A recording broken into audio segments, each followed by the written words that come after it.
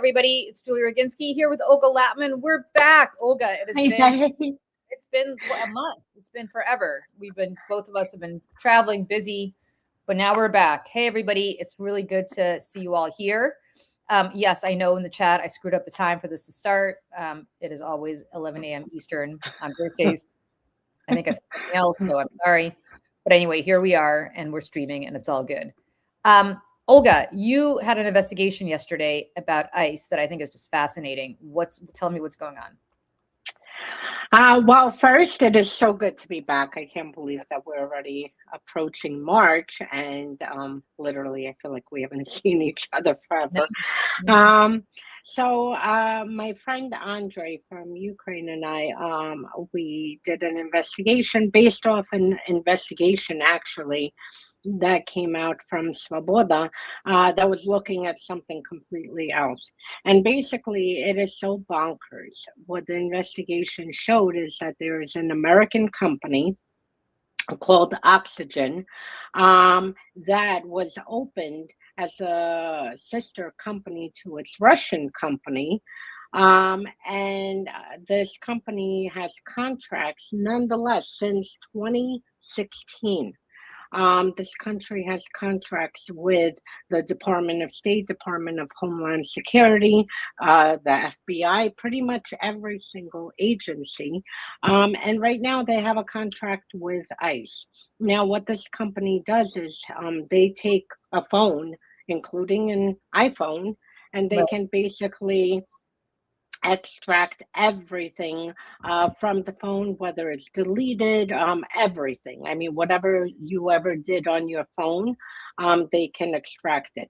Now, it shares the same software. There's a company, Mobile Forensics, in Russia that Russia's security services use at the border, which uses the same Oxygen software. So when Russians that fled after the full-scale invasion are returning back, they have to surrender their phone, and basically the same exact technology. It extracts everything, whether deleted or not, from the phone, and then it catalogs it. That way you can make it easy to search based on whatever it is that security services are searching. So now through in 2024 in September, this company Oxygen signed a contract through, I believe, 2027. So right now they have a contract with ICE. And the last thing that's even more wild, considering everything, is that one of the investors in the company is well, I'm not going to say former and insult people, but he is a FSB officer who was part of the elite unit Vimpel, which is known for sabotage operations across Europe, inside of Russia, assassinations and whatever. He is the father-in-law of this guy, Maxim Yakubits, who was a hacker that the FBI put a $5 million bounty on a few years ago in 2019. So he is sanctioned, Maxim Yakubits is sanctioned, and here you have him as an investor in this Oxygen company. So, I mean, the whole thing is absolutely wild, and basically right now, ICE is, the bottom line, ICE is using Russia's technology to exfiltrate all the data from your phone. I mean, I don't understand why this isn't like leading the front page of the New York Times. This is incredible reporting on your part, an investigation on your part. And like the question that I have is, once Oxygen has the information on all of our phones, does that somehow end up in Russian hands? What do you think? Absolutely. And I mean, the thing is, I have two things to worry about. One is the fact that we have ICE using these array of tools. And for over a year, I've been warning about, the growing surveillance state that we have with ICE and other border patrol. and other federal agencies who literally are using, these um, tools to basically track us, follow us. They can do whatever they want. They're doing border searches. That was my first actually thing because you remember last month, I believe it was Rubio who announced that they were going to do border searches for anyone coming in to visit. And the first thing I'm thinking is, wow, this Oxygen app can be used on every single visitor, and then absolutely it can go back to Russia. I mean, this is identical to what was happening with Kaspersky Lab, when you had the federal government and, I mean, all the American people, which I never understood, have that shoved down their throat. I mean, every time you went to any electronic store to buy a computer, they were like, here's 1 month free of Kaspersky, and then all to find out that there was a backdoor for Russia's security services and that they can basically go in and access information at any time. And here we have the same thing. So who knows? I mean, absolutely, I do think that this can easily go back to Russia. Maybe it automatically goes back to Russia. We don't know. What's fascinating to me about all of this with ICE is that Americans have been led to believe that this is just about undocumented migrants, that it's not about, anything else. Let's be very clear. It's not about that. It's about all of us. This is a secret police, not so secret, I guess, that's been funded by our taxpayer dollars in the big, beautiful bill. It has been funded for the next, I believe, 6 years, 7 years, right, Olga? It's the funding, even if you shut down, the Democrats right now are shutting down the Department of Homeland Security. That's not going to defund ICE. Nope. It defunds other things, but it does not defund ICE because that's how the big, beautiful bill was written. And so I think what is so terrifying about this is that this militia, which is what it is, that is effectively a white nationalist front for all of the disaffected people that could not join a real police department. You have videos of people, of investigative reporters joining ICE that are told you have to, do a background check and you need to get a drug test and all this other stuff. Does not happen. They just take you.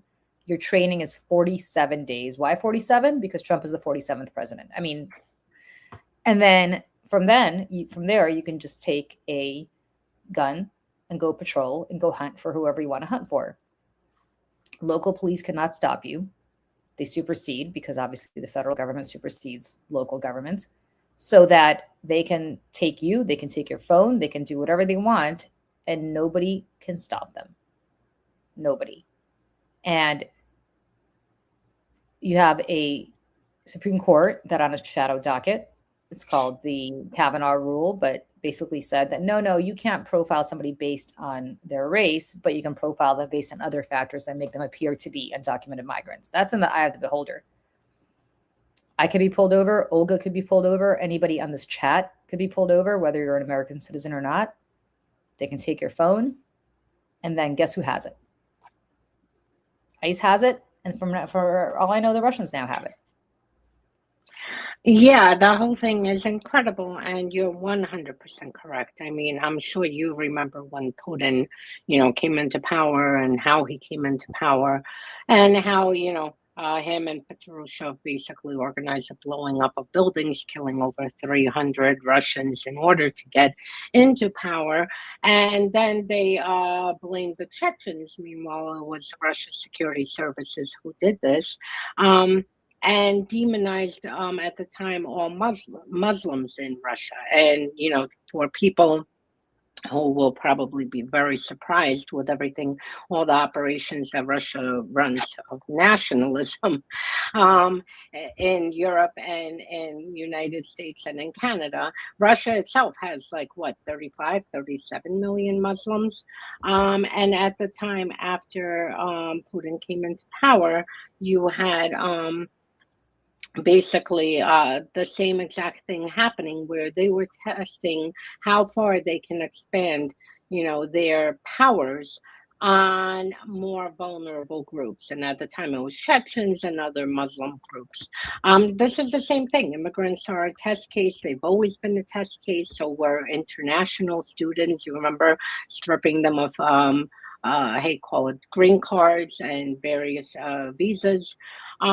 These are all test cases to see how far they can go before it expands to all of us. Then it's now, as I think it was, 9 months ago, we sat here talking about they're going to go after naturalized citizens, which is you and I. They're doing it. They're doing it. And now they have a quota, 1 to 200 naturalized citizens that they have to denaturalize per month. And that's it. So now the next case is the naturalized citizens, and then they'll continue until it's all Americans. And we're seeing it, whether it be with what happens with comedians, whether it, various avenues, we're seeing this take place, and how what they're testing on immigrants is coming now against all Americans. And denaturalized citizens, they're going to say, based on speech that they consider to be un-American, that of course is illegal, and the courts should be stopping them. But of course, courts move very slowly, and this administration moves very quickly. And I don't know, where am I being deported to? Back to Russia, where the minute I land there, I'm going to be in a gulag because I'm banned from going to Russia? Like, am I going to be hanging out at Delaney Hall in Newark with all the other undocumented migrants, waiting for my case to be adjudicated? Like, we don't know. We don't know. Yeah. And, that's something that's really critical here. And it's something we've seen before. Sorry to cut you off, but this is something, it's very old playbook. Trump isn't reinventing the wheel. He is doing exactly what Russia did and every other dictator. Sorry, go ahead. Well, it's deeply concerning. Olga and we're not going to stop speaking up. I'm not scared. Olga, you're not scared. But all the signs are there that we should be scared. We've just come from a totalitarian country, so we've seen worse. And we are going to fight tooth and nail to prevent the country that we love from becoming the place that we came from. But let's be very clear about what they're trying to do here. Like, you denaturalize citizens if you lie on your application form as to how you become a citizen, right? Both you and I became citizens through our parents. Neither of them lied about how they came here. It won't matter. It won't matter. Like, you denaturalize people who came here who were Nazis or SS officers guarding, a concentration camp. And then they said, no, we didn't have anything to do with that. And then you find out 80 years later that they did, and they get denaturalized and sent back to Germany or wherever they came from. Like, that's okay. But this is going to be based on just speech. That's where they're going with this. Right? 100%. And, luckily, I will say that they're a very stupid group of people. And not that Putin is smarter. Putin is beyond stupid, but Putin does have the advantage that he had a system set up for him that he stepped into for centuries. Again, nothing that the Soviets invented. This goes back for centuries. This is the same repressive system, whether you look at the, security services under the Tsar or the KGB or now the FSB. So here, luckily, they're, not smart at all. And I am very, very proud of Americans. I was very worried last year, but after Minneapolis and seeing, what happened and seeing the federal agents murder 2 Americans, I am very proud that Americans it had the opposite effect. Instead of scaring people back into their houses, they were like, no, fuck no, you are not killing our people in the streets. And, once there is, no fear from the people, it's very, very hard for dictatorships to take root, especially if there's no system in place. So I think we'll be fine as far as that. I just think, we still have ways to go. We're still going to see the worst of the worst. We're going to, I'm dreading even, I'd like to fast forward past elections because I could just picture, tanks rolling through polling places, seizing ballots. But I don't think that the people will be intimidated. So that gives me a lot of hope. And these people are not smart. I mean, you're dealing with Nome, who has so much injections and surgery that at this point she's like a blow up doll. And you see her making one mistake after another. And the more desperate they're going to get, the more mistakes they're going to make. So this, I think, gives us some kind of hope. Yeah, I mean, listen, she sticks around only as long as Corey Lewandowski and Trump have a good relationship, right? I don't think she's going to be sticking around past the midterms if they go the way we think they're going to go. I think Trump would have gotten rid of her by now, except the Democrats have been trying so hard to get rid of her that he doesn't want to give the Democrats the satisfaction. So fine. I mean, that's his prerogative, and I'm fixing my mic. That's his prerogative, and God bless. But it's not like when she goes, somebody more humane is going to come along. And what I love is that they're talking about Tom Homan being the more humane option because Homan used to work with Democrats. He served in the Obama administration, yada, yada. Like, Tom Homan is a monster. And I wish the press would stop buying into this nonsense of, well, he's better because he served under Democrats also. Like, he was a bureaucrat under the Democrats. This guy is a monster. This guy, in some cases, is worse than Noam because he's actually more competent. And they hate each other because while she's running around doing stupid press conferences, he's actually out there doing the work. And he wants to be recognized for it. And she doesn't want him to be recognized for it, and that's why they hate each other. But the reality is he is doing the work, and it's not good work. It's effective work, but it is not good work. So for anybody who thinks that as soon as Noam is gone, things are suddenly going to get better, Trump's entire belief system is based on xenophobia and racism. Going back to when he was a young developer, and again, got sued by the Justice Department for not wanting, he and his father, for not renting to Black people. This goes back to the 1970s. You have contestant after contestant and people who worked on his reality show saying that he dropped the N-word like crackers. Like it was just, like peanuts. And, he's not going to change. And the entire Republican Party has basically been remade in his image. And if you look at, David French had a wonderful column, Olga, in the New York Times today. If you look at who Trump won, he won white evangelicals by a massive margin. He lost everybody else. That's who powered him to victory. These are not people known for being accepting of others. Whatever Jesus said about welcoming the stranger is something that was clearly lost on that cohort. So there you go. There you go. You have the State of the Union coming up next week. God knows what he's going to say in that. I mean, the whole thing is just absurd. It's absurd. And it's sad because you know what? Our show is called Pax Americana, which existed until I would say the end of last year. And you just saw the results of this. I mean, literally, you had Rubio, who just came back from Europe. You had the Munich Security Conference. Every single European country is, staring at us like in disbelief. And at the same time, with this, very cold realization that, that's it. The U.S. that they knew was over. This transatlantic alliance that lasted 70 plus years is over. They're all, on their own. Very distrustful of the U.S. I'm not sure, I don't like to repeat things, and I didn't fact check except to say it came from an OSINT account that I normally trust. But, that account reported that the British are refusing us to use 2 air bases because they don't think that Trump's, war that he's about to plunge America in with Iran is legal under international law.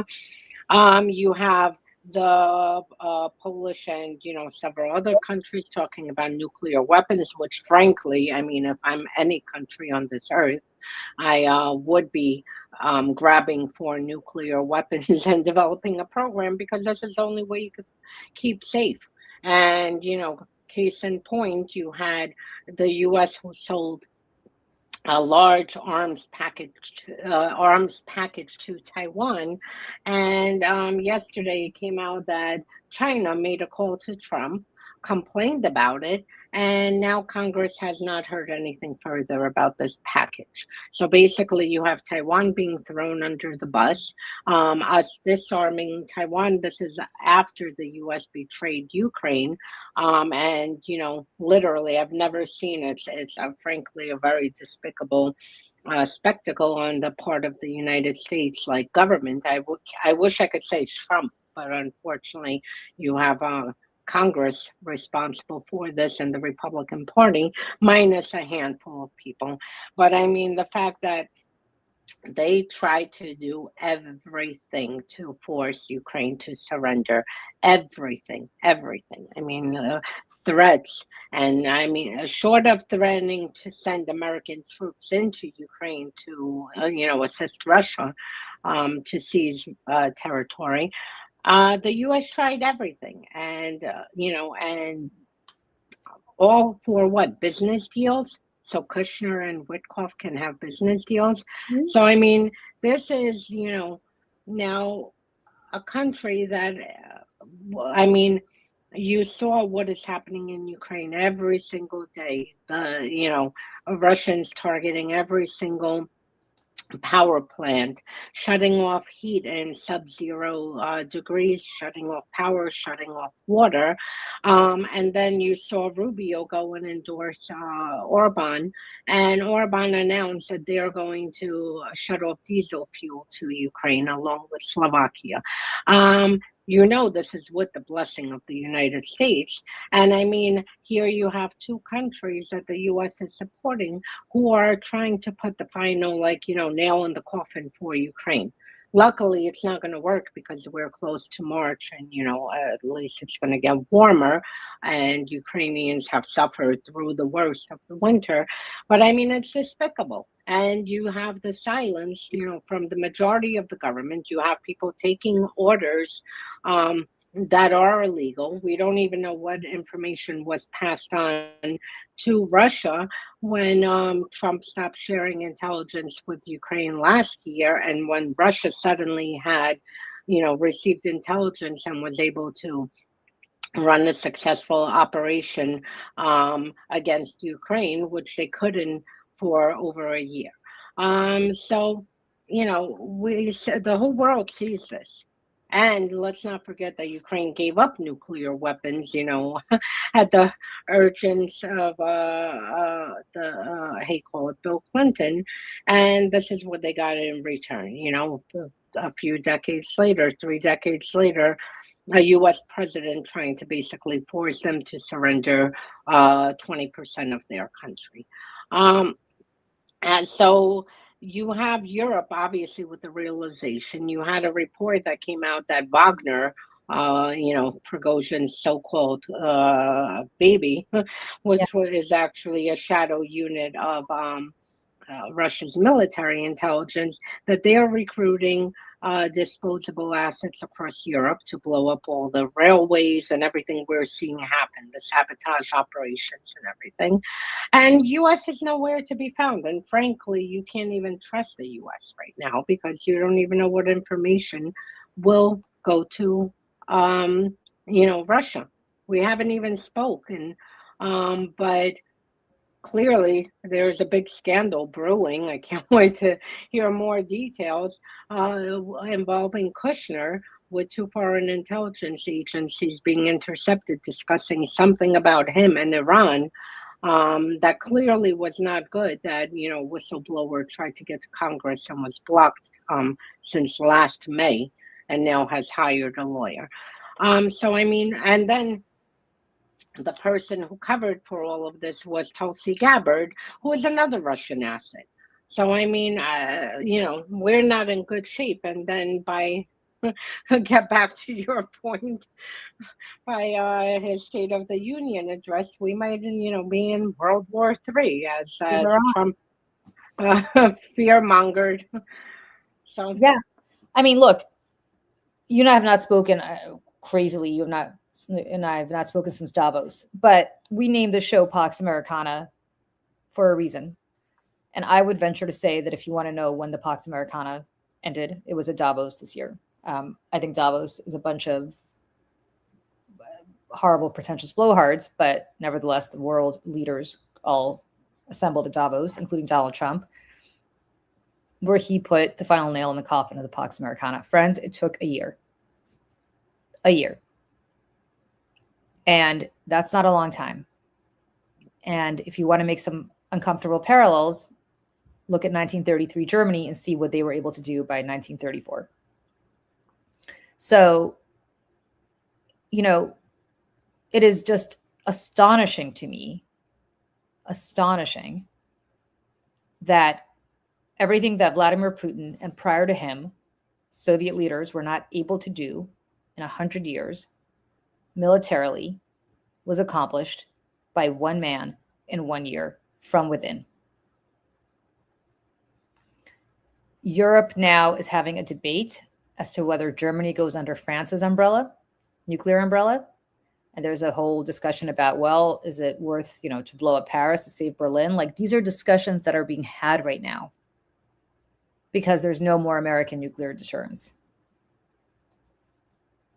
Now, you may argue that the Europeans did not spend what they should have spent on their own defense over all these years. I actually agree with that. I think it's unfair to have made us carry so much of it all these years while they had, nice social programs it didn't want to cut into. I don't blame them. I mean, it was a good deal for them.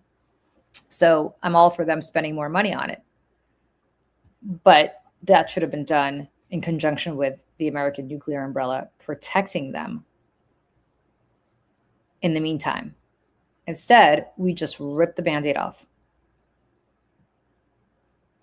And it's just incomprehensible to me as to what's happening right now. It's just amazing. I mean, we are talking about, you and I have talked about this before. We are in World War III already, in that Ukraine was the first big front of that war. We are about to be dragged into something in Iran.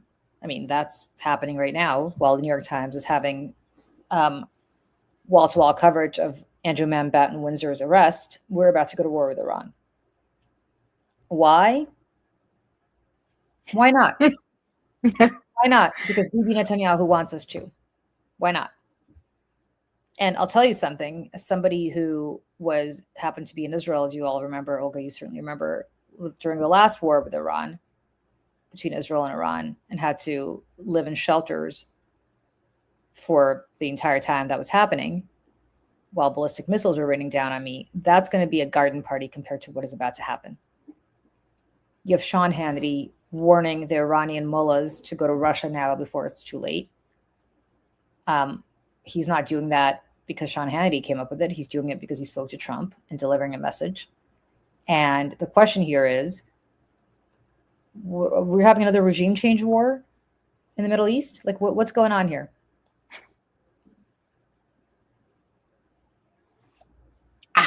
Your guess is as good as mine, because I have to say I have never, living in this country my whole life, seen anything like it. Because normally, if the United States is going to war, it's in response to something.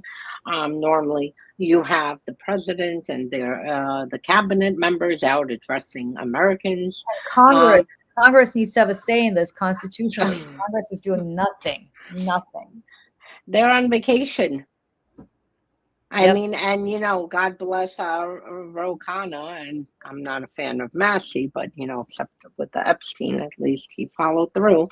But they have a war resolution thing that they want to put on the floor for next week. I'm like, dude, you're going to be a drop too late. How about cutting like vacation short a little bit and coming back? I mean, no one is telling us why.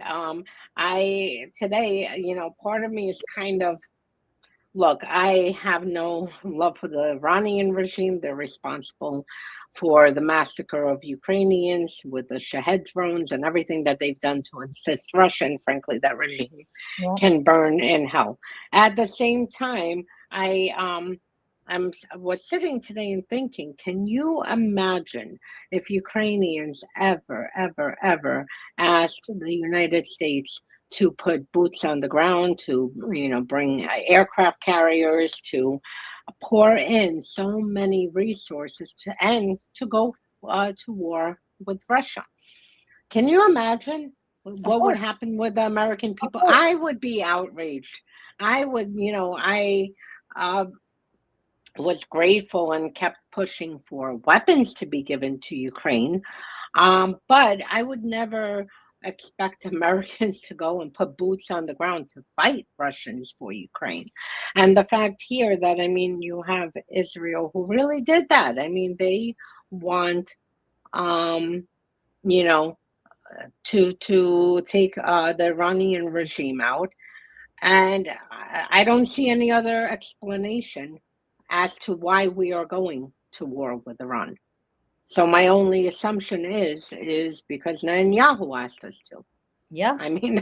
That's the only thing I could think of. And why? Because Jared probably, Netanyahu and the Saudis, again, we're doing other people's work for them. The Saudis have now had us go to war on their behalf in 1991, in 2003, and again now. And they repaid us by blowing up our Twin Towers. So, they had us go to war in 1991 and then repaid us in 2001 by attacking the Pentagon and the Twin Towers. And it's already been made very clear with intelligence that they knew about the attack that was being planned in the United States and had a lot of details. So I don't know. For a change, I think the only interesting thing that is happening is that there's this weird realignment between, the left versus the right, with the American people versus the elite. And it is very interesting to see because someone put America first. And really, every time I go on Twitter, I see Marjorie Taylor Greene and other, MAGA influencers who are like, why are we going to war? And we're on the same page. Like, why is America going to war? We're like, our, debt is through the roof.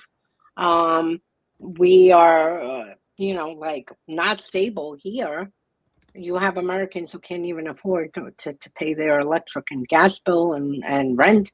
And we're going to another endless war. So it's interesting. Whatever it is, that will be a quite interesting State of the Union. Yeah, I don't know if he's going to do this before the State of the Union. Probably. He's desperately trying to change the subject. From ICE, from all of this, right? He sees the polls. He's desperately trying to change the subject. And he thinks that we're all going to rally around the flag and we're all going to say, oh my God, we have what, but we've tried that before. This whole weapons of mass destruction bullshit.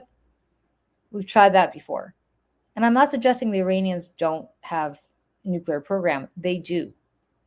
They do. But if you're talking about regime change, you're talking about moving American personnel and American aircraft carriers and probably more, I don't know who else, to the Persian Gulf or wherever else they're moving them right now. I will simply say to you that Iran is 2 or 3 times larger than Iraq. Good luck subduing it. Because the one thing that's going to rally the Iranian people around their awful regime is the Israelis coming in with the United States. And that weird shot that they dug up out of nowhere. I haven't seen this guy in decades, and suddenly I see him being pitched everywhere. I'm like, oh, the reason it's so easy to overthrow the Shah of Iran is because he was hated. This isn't some guy who was popularly elected. Don't forget that he was put in there to replace the guy that we overthrew in the 1950s. Like, that's all that's happening here. It's not like Reza Pahlavi, the Shah, was like some, greeted with roses when he became the Shah. He was also completely fucked up. And let me tell you something. I think I've told this story before, maybe not on this show. Back in 1997, 6, sometime a long time ago, I was in London visiting a friend, and she invited me to a party. And the party happened to be hosted by the girlfriend of the son of the Shah of Iran, or maybe it was the grandson of the Shah of Iran. So it was at his house in Knightsbridge. And it was a weirdo party with a bunch of weirdo British kind of social light people. And his Shah of Iran's grandson's girlfriend, who did her best Marilyn Monroe / Gwen Stefani thing. This guy was such a weirdo that he did not talk to anybody. He sat in some room downstairs and played video games the whole night while this party was happening around him. These are not well-adjusted people, friends.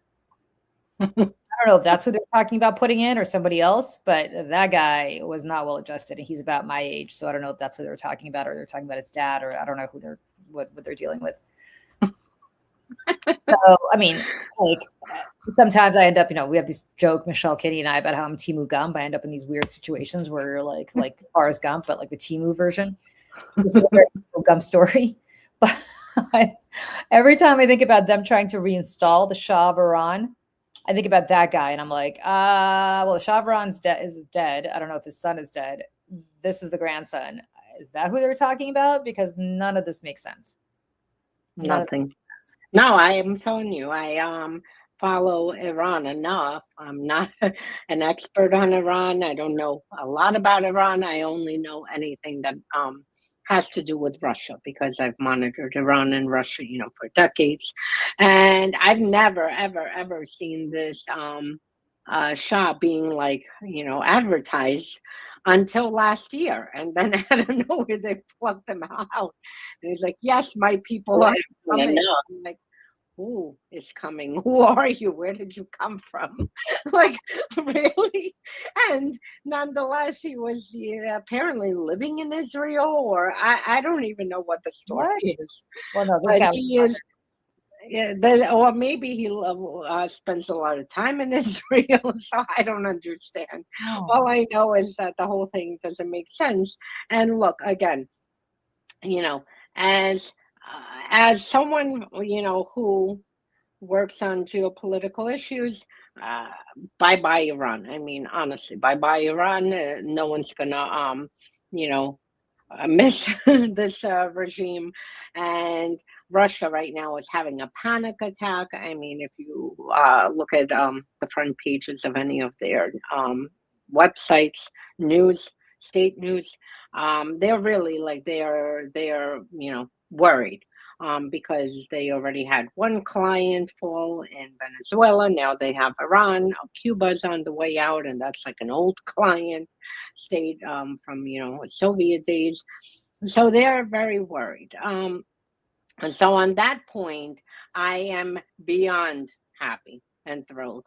Over the past few years, I watched how weapons were being moved from Iran through the Caspian Sea, through Syria, making its way to Russia, doing everything to try to alert people to disrupt these weapon shipments that were, going through to Russia and then falling on Ukrainian cities. So Iran, what they have done, I mean, they deserve this and more. As an American, I don't want Americans to die for this. I don't understand why we're dying. Iran has not attacked the United States. Iran is not an imminent danger to the United States. And there is absolutely no way to have a successful regime change in Iran without American lives. And there is no need for it. We cannot, I mean, if we want to start with regime change, why don't we go to Russia then? They're the kingpin holding all these regimes together. And, the fact that American blood will be spilled, and God knows what we're getting ourselves into, because it's very easy to bomb everything into smithereens. I mean, I remember, I'm old enough to remember Iraq sitting glued as tanks are rolling, and it's like, okay, mission accomplished, and we're like, wow, Yeah, and then came the next 20 plus years where finally we're, I think, getting out of Iraq and basically sacrificed a lot of lives and a lot of American money for nothing. I mean, we really, really achieved absolutely nothing in Iraq and Afghanistan for that matter. I mean, we should have, we needed to do something in Afghanistan at the time after 9/11, or maybe we didn't need to do anything, maybe we could have had surgical strikes. But um, the fact is that Iran, it's easy. Yes, we can blow everything to smithereens, but what will happen after? And the same thing goes for Venezuela. Yes, it was very easy. Our military is the best in the world. They, went in, plucked out Maduro and his wife from their bed, flew them into New York. Wonderful. So right now we have a puppet regime that's answering to Trump and, basically handed over the keys to Venezuela. It's the same regime, the same cruel regime that has arrested protesters, that has banned any kind of legitimate elections. I mean, nothing has changed. And okay, maybe they'll behave until 2028. But what if we do get rid of Trump by 2029? Then what? Is that regime really going to remain a puppet, puppet state of the United States?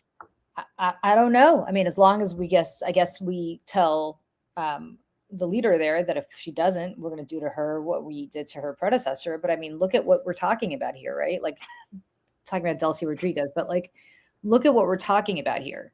Is this really what we're doing? We're installing puppet regimes that are going to be there oppressing their own people because the United States decided that's what it's going to be, purely so that one of Trump's donors can get control of Citgo, which the courts have been blocking him from getting. I mean, that's what this is about, by the way, friends. Same thing. I mean, are we about to go to war with Iran because Saudi Arabia put $2 billion with a B dollars into Jared Kushner's fund, despite the fact that he had no interest or no experience whatsoever running a fund before? I mean, look at what we're talking about here. There's bribery happening in open air. You have the Trump boys doing an interview yesterday with CNBC or a couple of days ago talking about how there's no conflicts of interest. They're tired of being accused of conflicts of interest. They tried to abide by that during the first term, and now they don't care anymore. Who knows who's putting money into their pocket? Who knows who's putting money into World Liberty Lenders, whatever that place is called? Liberty Financial. It sounds like some kind of a Ponzi scheme. It's a stupid crypto fund run by Steve Witkoff's kid that was founded by Steve Witkoff and Donald Trump, who no longer have any authority over it. I mean, come on. The biggest scandal hiding in plain sight right now is the fact that you had two foreign nationals caught on tape by the NSA talking about Jared Kushner and Iran. And it was so problematic that Tulsi Gabbard ran to Susie Wiles in the White House, according to a whistleblower, told her about it. And the next day, the entire complaint was filed under lock and key in a filing cabinet in her office with nobody having access to it and Congress not being aware of it. That's happening right now. Right now. Why would the Saudis want the U.S. at war with Iran? Somebody asked in the chat. Because they hate Iran. It is their mortal enemy. And if we could get rid of the Iranian regime for them, that would be great. It goes back to the 6th century where the Sunni and the Shia had big problems. They continue to have big problems to this day over who the rightful heir is to the Prophet Muhammad. Iran is a Shia country and Saudi is a Sunni country. I mean, like, this is what we're talking about here. And these problems have continued and metastasized for 1,500 years and yada, yada, yada. Here we are. And again, it is not our problem because with everything bad, yes, Iran has weapons. Yes, Russia has been supplying and helping build Iran's nuclear program. Same with North Korea. I mean, right now, over the past several years, Russia has sent scientists and nuclear components to help North Korea further its plant. Look, we're not going to war with North Korea. And here, I just don't understand any of this. And the only thing I will say, and I hate to, be the Debbie Downer here, but you have Trump who really gutted the FBI and Department of Homeland Security and frankly all our intelligence agencies. You have a lot of, even in the Middle East, a lot of people who are distrustful of American intelligence agencies because they don't trust, either information as leaked or they've seen, how intelligence has been weaponized, and they have their own sources and methods to protect. Iran, again, is not like Venezuela and is not like Iraq. Iran has agents all across the world. They have sleeper agents in the United States. They have agents across Europe that can be activated at any time. And, the fact that we have right now the most weakest Department of Homeland Security, who's focused on running around and grabbing any brown person, American or not, we'll figure out that later, and kidnapping babies and practically killing, 2-month-olds. The fact that this is what they're focused on and not focused on counterterrorism efforts. And I don't even know if we even have any counterterrorism units left, because they were all being dismantled first by Elon Musk, and then it just kept going on and on. And frankly, every agency that I've, with my tracker that I've been documenting, maybe there's a handful of counterterrorism experts left somewhere. I'm not sure. The fact that this is the situation domestically, I mean, God forbid. And again, maybe it's in Trump's favor to, have a series of domestic terrorist attacks, just like it was in Putin's favor to organize them to seize power before elections. But this is where we are. And this is a very dangerous thing, because I don't think anyone, not Congress, again, is on vacation. I feel like every time we have our show and there's some kind of a major, world event happening, Congress is on vacation. And here we're about on the eve, potentially, of launching a full-scale war against Iran, and Congress is not here. Yeah. But who is doing anything to make sure that Americans are going to be safe domestically? I mean, anyone home? Well, and does he want an event to happen so that is a predicate for even going further in Iran? Possibly. I mean, I can't believe I'm asking the same question of our government here, but is it in this government's interest to have something bad happen so that that's a predicate for attacking Iran? Absolutely. And again, like I said, we can attack Iran, we'll be successful, but what happens the day after? And why do we have to pay for this? With no clear plan, Congress on vacation. I mean, even though they, gave up their duties a while ago, but they're not even here. And here we are on the eve of, potential. I dread thinking, what will happen, because even if it looks like, oh, look, the regime fell, I can't tell you how bloody the IRGC is. I worked with the Syrians on what was happening, inside of Syria between IRGC teaming up with Russia. And believe it or not, our IRGC had joint military control centers. Sorry to interrupt. The IRGC is the Iranian Revolutionary Guard, just in case people don't know what Olga's talking about. Go ahead. Sorry. Which is the whole system, by the way. And the Revolutionary Guard, they had joint control centers, command and control centers inside of Syria, in Iraq, and organized, basically kept Assad in power. But they were the ones with Russia and with Assad's forces who orchestrated the death of 700,000+ Syrians after the 2012 Syrian revolution, or Arab Spring. And I mean, the IRGC is such a well-oiled machine. Yes, they've been weakened. Yes, their proxies, Hezbollah and Hamas, and the Houthis have been weakened, but they are still a very well-oiled machine that really controls the regime. It's not, like plucking out the mullah is going to make a difference in the regime. Like if you're going to do a regime change, you actually have to take down the whole regime. And that includes the IRGC that has its own military, its own navy, its own security forces, its own intelligence gathering forces. Is this what we're doing? Are we going to go take them out as well? And again, it would be nice if someone would address anything to us, but Congress is on vacation. Trump is, well, Trump is being wagged by Benjamin Netanyahu. Let's be very clear about what's happening here. This is something that the Israelis wanted us to do for a very long time. Israel rightly is obsessed with the fact that Iran poses a threat to them. Understood, it does. It's obviously been sending, it's been funding Hamas, it's been funding Hezbollah, it's been funding the Houthis who are sending missiles from the Red Sea. Like, yes, it is a massive existential threat to the state of Israel, 100%.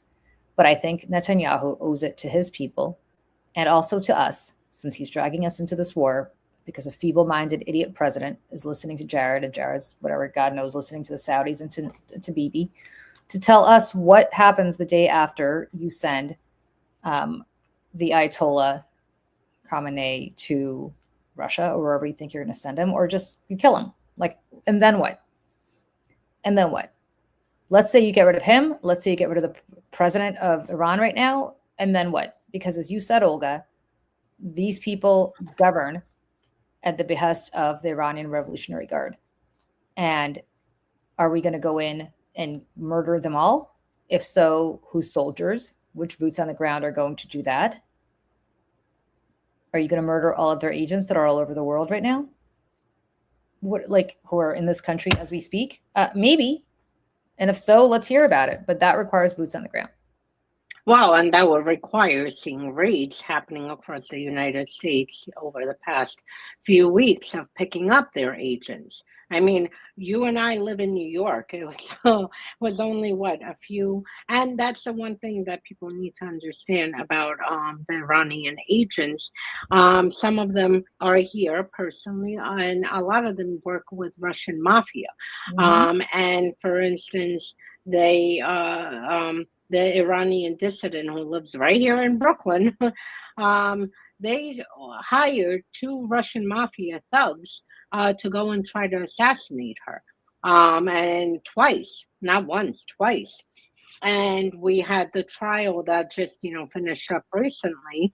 And it showed how often they use the Russian mafia to carry out their things on U.S. soil, which again, if the Russian mafia blows something up or assassinates someone, Trump is not going to war against Russia. He's going to say, well, this is a criminal element of, that they're not connected to the Russian government and yada, yada, yada. So, and then we're not talking about the economics of it.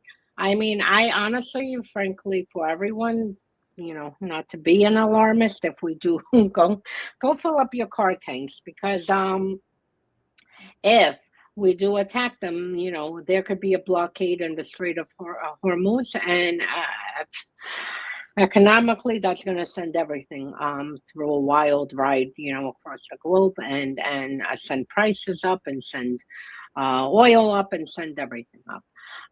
So, this is where we are on the eve of his State of the Union address. And we still, I guess maybe we need to go listen to Sean Hannity to get a better understanding of why we're actually about to have Americans killed. Sean Hannity's going to say the exact same thing that Sean Hannity said in the lead up to the Iraq war, which is, weapons of mass destruction, American lives at risk, and look at all the people they've killed and all that. All true. But is the juice worth the squeeze? I guess is the question. But can someone even tell me, because Sean Hannity needs to answer the American people since he's the spokesperson for this regime apparently here. What weapons of mass destruction? Because Trump said we obliterated everything. Didn't he just in July? Yeah, to prevent them from reconstituting it, we have to do it now. Like, it's all the same bullshit, you guys. It's the But same in stuff. July, didn't he threaten to sue any media outlet who didn't report that the nuclear program was fully obliterated and that there's nothing there left, not even an ant, nothing, period, full stop, end of story. We took care of it. So what weapons of mass destruction 7 months later if we obliterated everything in the big beautiful strike in July? Look, I think by the time we do the show in a few, I guess next Thursday, maybe we'll be at war with Iran. Who knows, you guys? I mean, this is how insane all of this is. And if we are, we'll hear about it at the State of the Union on Tuesday. And I predict to you that what you're going to hear is that we have to do this before they come for us. And there's weapons of mass destruction, and they pose a threat to Ukraine, and they pose a threat to Israel, and they pose a threat to our allies. And all of that is true. But the one thing you're not going to hear is what happens the day after. Our military can do this. Our military and Israel's military can take out the Ayatollahs. We can take out their entire leadership. We can do this militarily with respect to intelligence. Between us and Israel, no problem. And then what? And then what? Because I remember, and we're both old enough to remember when they dug Saddam Hussein out of that hole in the ground. And what happened then? I remember full well when we made the Taliban flee from Kabul. Guess who's back? Unless we put boots on the ground to make sure that they don't come back. So. And no one in this country has an appetite to keep boots on the ground for 20 plus years again. I mean, what are we going to now go put boots on the ground until like 2050? Yeah. You know? Yeah. I mean. Yep. I don't know. In the meantime, Russia is still carrying on with its fuckery in Ukraine and across Europe, and we have that to deal with also. So World War III, here we come. Here we come. Olga and I will be back next Thursday, Olga. I think we're back. Yes. And we are going to get back on a normal schedule. And from there, we will see you guys later. Do you have any programming notes, Olga, for anything you're doing on Substack or anywhere else in the next day or two? No. I actually kind of finally caught up, and I am getting back into the routine and rhythm of Substack and the show and everything. So okay, just an investigation, check it out, because maybe call Congress if they come back. Please, I don't know. Go to Olga. Is this I'm Asking Russia Substack or the other one? This is on malign influence operations, because that's like strictly for investigations. Okay. Yeah, please call Congress, ask them why ICE is using Russian technology to extract our iPhones and Androids and all the other phones. So fantastic. Yes. Okay. I will be on with Cliff Schechter and Joe Walsh at 6:00 tonight for their tequila show. They apparently drink tequila and talk smack about Trump. So I don't blame them. Yeah, I need tequila. I'm gonna have to go down to the liquor store and get a bottle of tequila. I don't know that I have any here, and I guess pour myself a few shots. Then I have to go to the Philharmonic tonight, so that's going to be quite a experience being drunk in tequila shots. But on that note, it was great to see everybody in the chat, both here and on Substack, both here on YouTube, I should say, the Media Network, and also on Substack. And Olga and I will see you all next Thursday at 11 a.m. Eastern for another episode of Pax Americana. I know I screwed up the time today, but it is always 11 a.m. Eastern on Thursday. All right. Bye, everybody. See ya. Bye. Bye.